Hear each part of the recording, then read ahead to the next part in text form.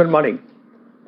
In this short video, I'll explain why India today is closest to a war with China.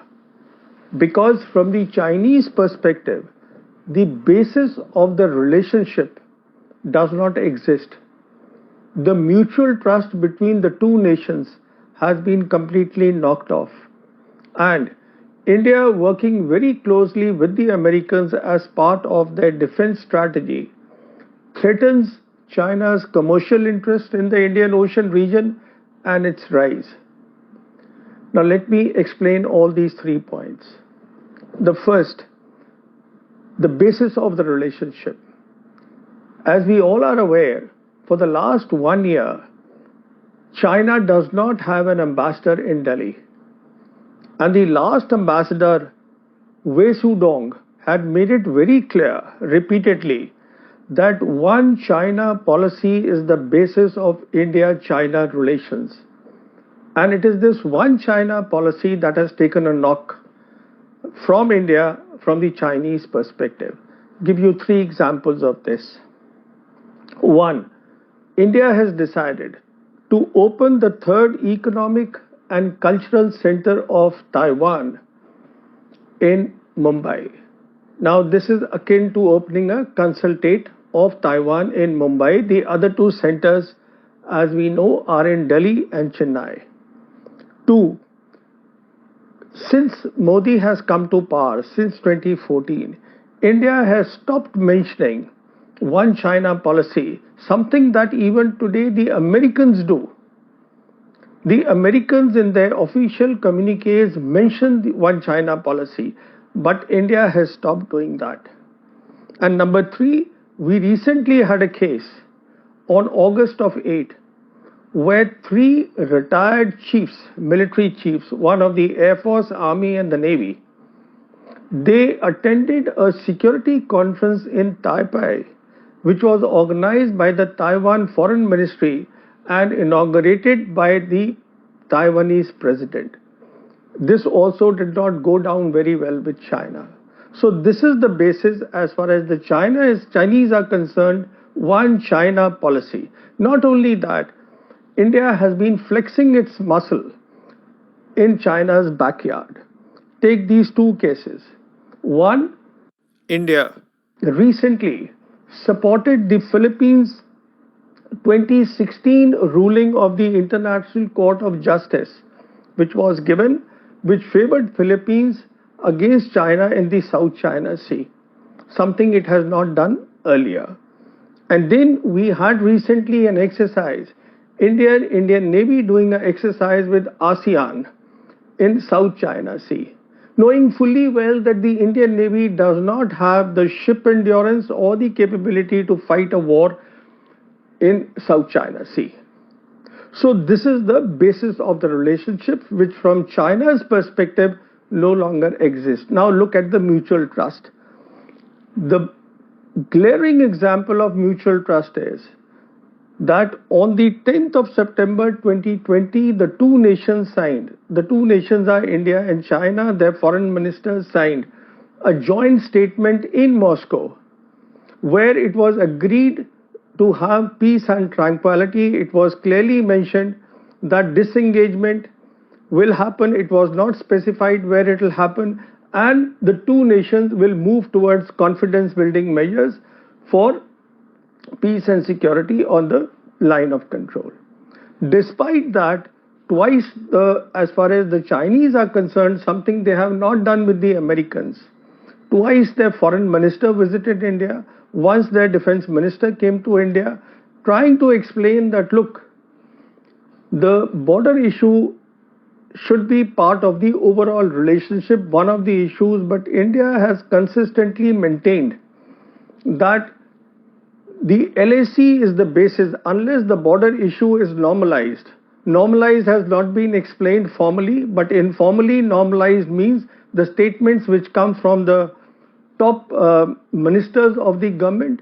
It means that disengagement, de-escalation and de-induction, that means go back to status quo of April 2020. which in any case has not been mentioned, as I said, in the joint statement of 10 September 2020. So the position of India is that unless you do not normalize the relations on the LAC, overall relations cannot improve. I think the last straw on the camel's back was the BRICS meeting, the BRICS summit, recent one, where Xi Jinping and Prime Minister Modi had a meeting. Now there are two narratives.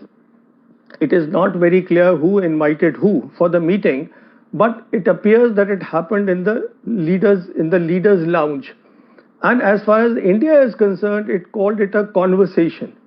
But as far as the Chinese are concerned, they have said that in-depth talk happened where Xi Jinping, now this is at the highest level, told the Prime Minister that we need to put the border in a correct perspective and look at the overall relationship and try and have regional peace and global peace and work together for that. But the Prime Minister of India insisted there, as far as the readout of the Ministry of External Affairs is concerned, the stated position of India that normalization on the LAC is important. Without that, there can be no overall relationship. So this is the mutual trust which has gone down the drain. Then as far as the threat is concerned, it is very obvious that especially after the visit of Prime Minister Modi, the June visit to America, where a couple of agreements were signed. One of the key agreements was on the shipyard and dockyard agreement, which makes the Indian naval bases and dockyards de facto military bases for the Quad nation, not only even for the US military. This obviously is a threat in making as far as the Chinese are concerned, because their commercial trade goes through that and through the Indian Ocean region, and their maritime Silk Road is also there. So as far as the legal aspects are concerned, China today has made a tight case, and the legal aspect obviously is for their own people. So what they have done is, in 3 phases, 31 places in Arunachal Pradesh, which they claim as part of Tibet, South Tibet they call it, so they have been renamed. And now recently they have come out with a new map which shows the entire state of Arunachal Pradesh as part of China.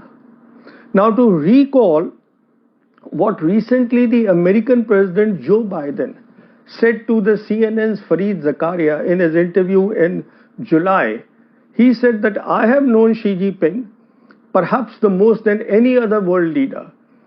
Xi Jinping does not want war. China is not expansionist, but they will have a united China. Now, united China means that at some stage, it has not been specified by China, they want Taiwan as well as Tibet to unify with the mainland, that is unified China.